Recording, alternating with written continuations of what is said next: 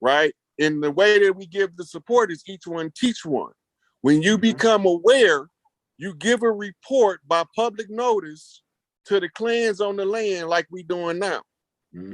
This our tradition, that's our culture. Once enough of us starts giving the report, then it starts building the momentum to reach the critical mass. We almost there. We almost there. So it's only gonna take a couple of us. I think if Rizza Islam do his part and Dane Callaway do his part, I think it'll be a done deal after that. I think it's gonna hit critical mass. And you know what? I think the brother Dane Callaway was trying to get in touch with me. So yeah, I'm gonna be connecting that brother. Then we're gonna all connect. So cause somebody sent me an email saying, hey, Dave Callaway wanted to holler at you. So I sent him he said send him the email. So I sent him the email. So I'm waiting on him to respond. So hey man, once that happened, bro, oh yeah, man, it's gonna get tight. We're gonna go through the eye of the needle. We're gonna go through the eye of the needle right there, bro. I'm telling you. Hey, look, me and Dane was trying to call each other. Government kept blocking our call. They tried to do. Hey, when I was trying to call you, they was blocking it, and I was like, damn, why the call won't go through? And then you when I was trying to call you, then you called me.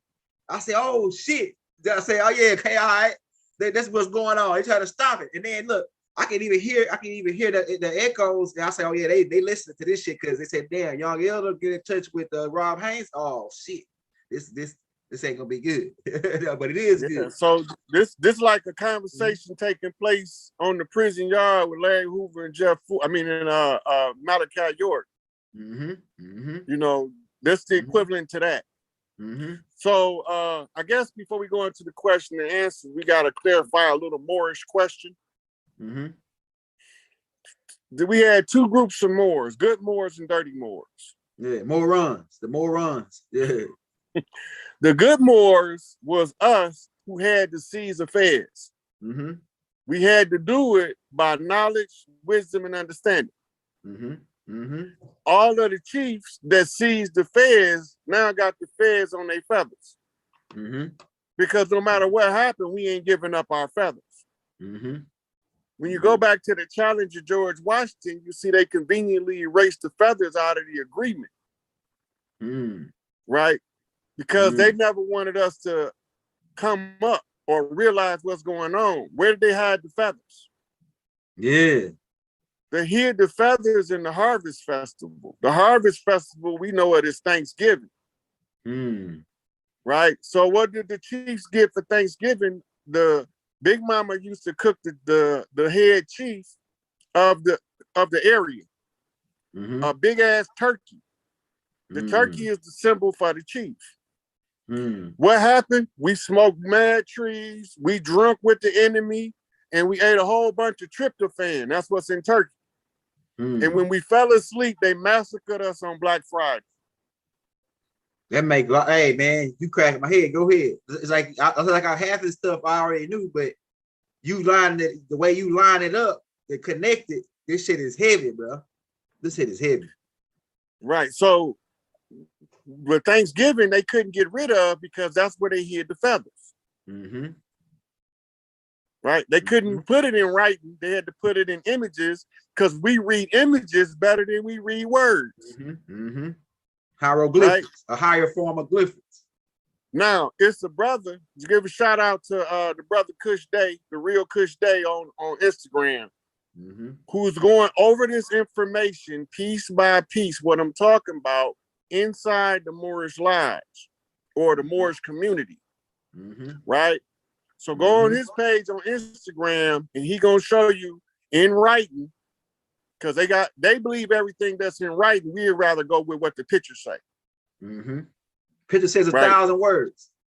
Yeah, and they and they take 10 books to explain what we see in the picture. Right. So now we see it all. We know it all. Right. We clicked up now. We tried up now. Right. He's just waking up to the rest of the tribe. This all this is a wake up call. Everybody, hey, it's gonna be I had this feeling, man, right now that it's gonna be a rapid awakening. Like it's the time, like we at a crunch time right now where this is the last phase to us getting back to our original state, as far as like our land, who we are, like religion going out, like the whatever the format of religion they had is going out, and it just now we coming back to reality, real reality on what's happening, what happened. The truth. Sometimes some people gonna be in shock when they say, "Oh man, this and that," right? Some people gonna be in shock, and I got like you said, you talking about the George Washington thing. I had found out that George Washington was born in Barbados, and that they got the George Washington House, and that he lived up into that house until he was 17 years old, and then that's when he joined the British Army. I also told people and that King George was a more actually his bloodline traced back to Williams, because a lot of these last names that over here they really are surnames, and these people didn't even have no surnames, and they told us that we were slaves to them. And that's how we got the name. No, they were slaves to us, and that's how they got the name. We put they weren't slaves. They weren't slaves to us. They were colonized. They were in servitude. Servitude. They can't. No, we didn't believe in that over here. Okay, go ahead.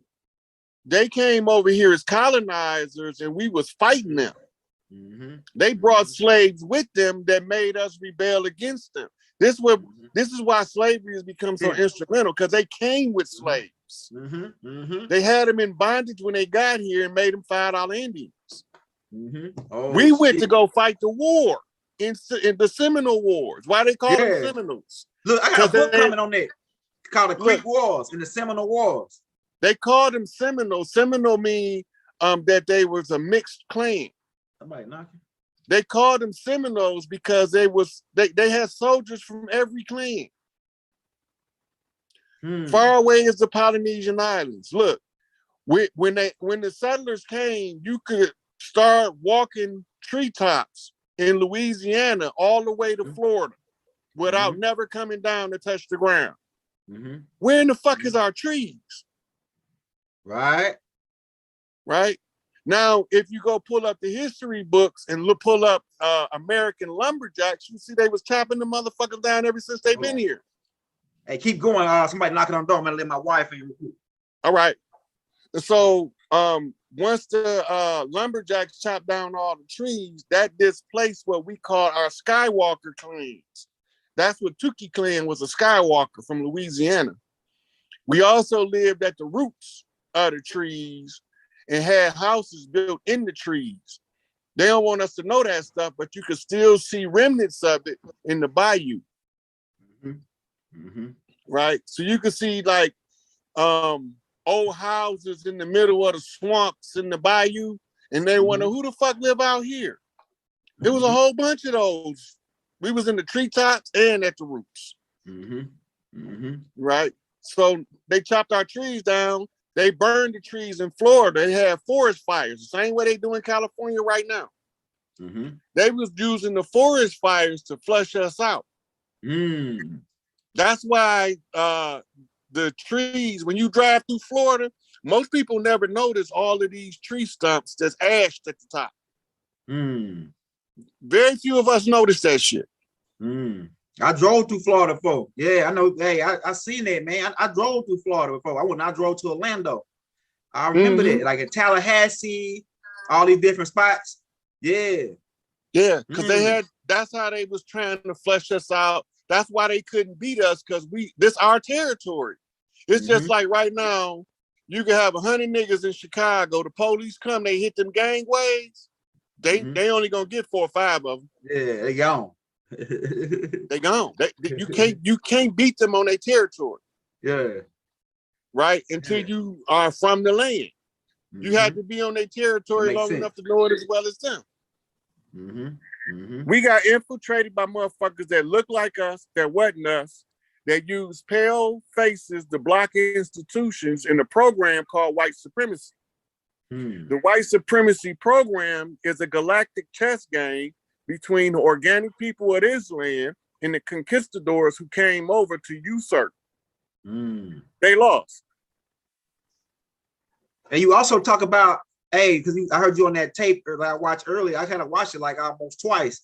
And you said something about the Moors getting into the York rights and the Scottish rights. And I remember, man, this is another connection. All right, it's a movie called National Treasure Hunt with Nicolas Cage. You know, Nicolas Cage is a Knights of Templar. Now, they talk about Albert Pike getting a letter from Queen Victoria. I know that Queen Victoria is the point where they took over because King George, he was a Moor, right? A Nubian. And then his son, he had a son named Prince Edward. They trying to say that Prince Edward was, the Victoria was the daughter of Prince Edward. That's one connection, right? But then I did a research and found out that Prince Edward was headed back to tell them that wasn't his daughter.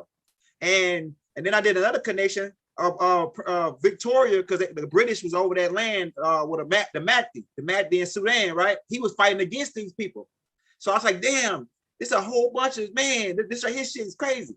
So what do you know about the connection with Queen Victoria? Because it seemed like from that point is when they began to take over that particular area.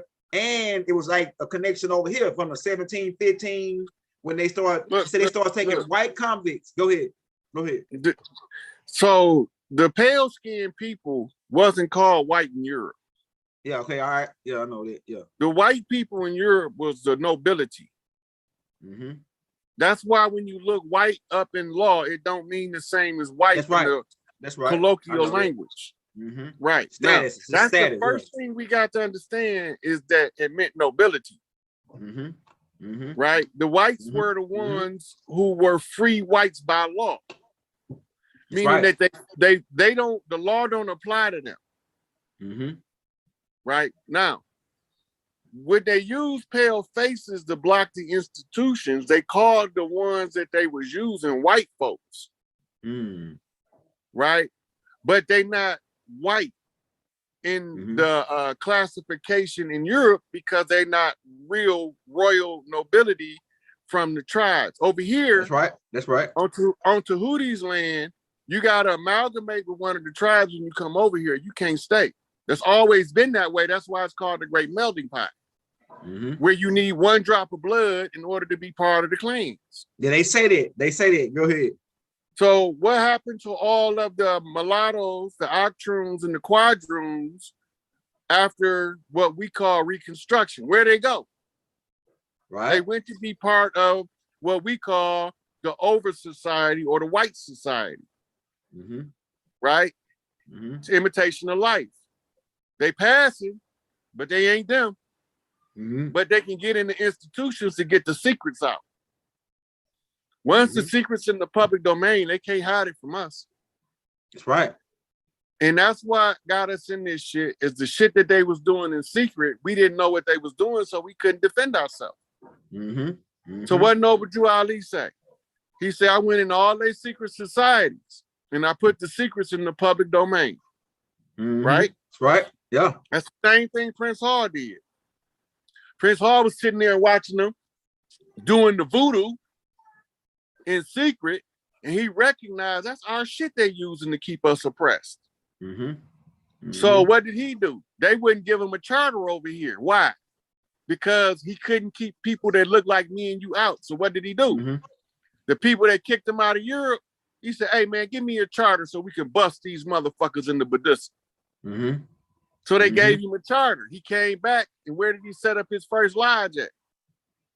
And go ahead. It was in New Jersey, right? Yeah, I did a little research on him and found out. Yeah, I think he might have set it up in New Jersey. Then he later moved it. They later moved it to Philadelphia, didn't it, or somewhere in that area. Right, but the first lodge was Prince Hall Lodge 345. Didn't he call it African Lodge 459? Or that's like that's after the fact. Because like you said, the first lodge was African Lodge 459. And then I was like, damn, so it must have been 459 or 400 and some African lodges prior to then. So, and they make that lot, they lie about that. They say that the Prince Hall was the first African they try to make that he was a slave and all this shit. So that he set up the first African lodge. But how could that be the first African lodge if he calling this lodge 459? You know what I'm saying? Now watch this. What the fuck is the lodge purpose anyway? To meet and to talk secrets and shit, to keep everything from the public domain, I guess. Well, go ahead. It's a rites of passage for royal families to learn how to read the land. To learn how to read the stars and match the two. Because when you can read the land and read the stars, you can't be deceived about what's going on the land. Right? But they hijacked the lodge from us. When they came over here, they killed off all our chiefs. Right? And if you watch the play of the hip hop community, you will understand that the East Coast, West Coast beef was to show us Chief Sitting Bull got caught sitting down on his post. And he let him wander right on past. So what he got to do? He got to take this public flogging. Why? Because he allowed him to sack the West Gate coming through the East. So now the West Gate got to punish him publicly so the North and South Gate know who the motherfucker was. Who let him in? He ain't mean to let him in. He was just being lazy. Sitting down. Right? So when you look at how hip-hop hierarchy is, when you see that Biggie went to go battle Raekwon from the Wu-Tang Clan, he never got to Raekwon because Big Baby means Biggie Smalls, and Big Baby is Osiris, Big Baby Jesus. That's Chief Crazy Horse. Crazy Horse. Go ahead. That's ODB. Right? Because he got to look crazy to the masses while he tell the truth. But he's running a red herring. He's drawing the heat because they already think that Tahuti gonna be on that type of level of craziness trying to put this shit back together. They didn't never know he was gonna be more Jigga-like, laid back, soft-spoken, ain't gonna say too much, but when he do come out, he gonna spit that fire. Right? So like OJ, like the OJ joint. Right. Yeah. So this the keys, 444. Man, I knew there was something to that shit. I knew it was this, man. I was like, man, why you put this? Why you put the 444? Was it like some kind of secret code? Okay, all right, now we got it. That means the angel on the square. 44 means angel. And the single 4 mean on the square. 4 angles, yeah. It's a blue angel and a red angel. The blue angel is Big Tukey, Skywalker. The red angel is Chief Malik Angel Bay. He is the Chief Mufti. He from the red lodge. He come to fucking spill some goddamn blood. Tukey from the blue lodge. He came to club some motherfuckers upside the head. When them crips get to sea walking and them bloods get to be walking, they giving these motherfuckers the juice. Metaphysically speaking, we thinking it's cool. That's some sweet shit. Oh, yeah. That shit's some serious shit. That's why a lot of crips, if you ain't no real crip, they see you sea walking. It's like a rite of passage. It's like a ritual type thing. You got to tell us who taught you that shit, where you learn it from, why you doing it. Now in Detroit, we got something called the Detroit Jit. It's the same. It's crooked walking from our part of the land. Right? Now in Chicago, they got something called stepping. Yeah, I heard about that. Oh, that's conjure. Those are conjures. Right? So, I mean, this a rap. As long as once the people get the message clear that this is a rap, the shit gonna be a rap. That's all we gotta do is get it in our minds. Yeah, that's a rap. I've been saying it. We'll come on one of cause, and once we come all together and know this as a collective, they're gonna happen. It's gonna just be an automatic thing. Right. So in the Indigenous Rights Act, they gave us a right to reclaim the land. Self-determination. They gave us a right to our wealth, which is Big Mama's coffers, which is Pharaoh money. Right? They getting out of our way, but if we don't do anything, there's nobody here to take over. So they're going to continue to run their narrative until the grassroots get to the point where we see it. Oh shit, this shit over with.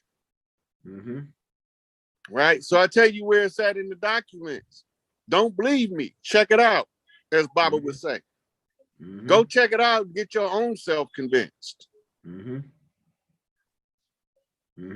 Man, you cracking heads, man. Like we got 270 joint. This I hear the highest amount of people I done had on the live, man. Everybody up in this joint listening.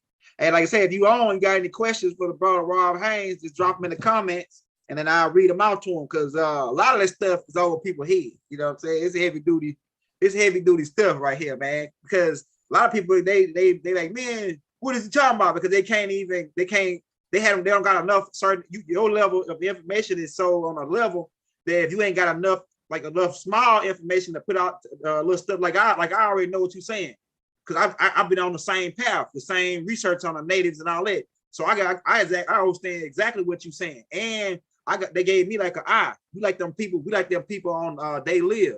We got those glasses on, those natural glasses where we can see straight through that shit. Like they play shit on TV. I say, oh shit, like they play like shit like take this drug and it's gonna help you with this, but you're gonna get 25 other side effects. I say, man, people that hear that shit. So you see me and you like that. We can hear the truth. You can hear the truth through the lies. And a lot of people can't do that. So they say, oh shit, man, what is this cat saying? What is he talking about? He's going crazy. No, nigga, this shit ain't no crazy shit. This is that shit that come down from Big Mama. And y'all say it's coming straight from Big Mama, straight from the Mother Nature. And because Big Mama was connected with Mother Nature. You know what I'm saying? Big Mama can go outside and tell you it's gonna rain, it's gonna snow, it's gonna be this, right? But Big Mama had that connection. And we always listen to Big Mama. But some kind of way, they had to cut us out from it. They had to cut us out from that Big Mama connection, because we would have still been in charge if we would have listened to Big Mama. Big Mama told us they were coming. He said they were coming. They gonna come, like Dr. Sabi used to say. He says his mama told him that they're gonna come for you eventually, man. You know, they're gonna eventually come after you. That was their Big Mama talk, right? Big Mama always give you a warning too. She always give the warnings. You know what I'm saying? That's the connection. And so, like I said, if you got any questions for the brother Rob Haynes, drop them in the link, man. Drop them in the comments, man. So records who were available be through some of us know our family history. So we ain't got no connections now. They just saying they listening, man. They getting their head cracked. Everybody dropping fire signs and Jews. They got a whole bunch of Jews. They say there's Jews dropping from heaven, man. So we got it going on up in here, man. Like I say, got any questions, man? Hit the brother Rob Haynes up, man. I got a question though. Go ahead. If our tribes was as aware as we was when they came, they would be having family gatherings, playing this live in front of the whole family, collecting questions to ask me and you, Dane Callaway and Rizza Islam. I'm gonna get Dave Callaway on. My bad. I'm gonna get me, you, and Dale Callaway gonna do it live. Soon as the brother get up with me, because somebody already sent me the information, and I sent him my email. So as soon as he get up with me, we all gonna get together and we're gonna put this thing together, man. We're doing this thing right. Make it final, because this is a Zion, man. It's inevitable. Like Agent Smith said in The Matrix, this is inevitable. The sound sound of inevitability, Mr. Anderson. Hey, look, I used to work on this job as a security guard, and this dude, this dude used to always walk up to me. This one dude, and he say, I wonder why he said that the dude was crazy. He say,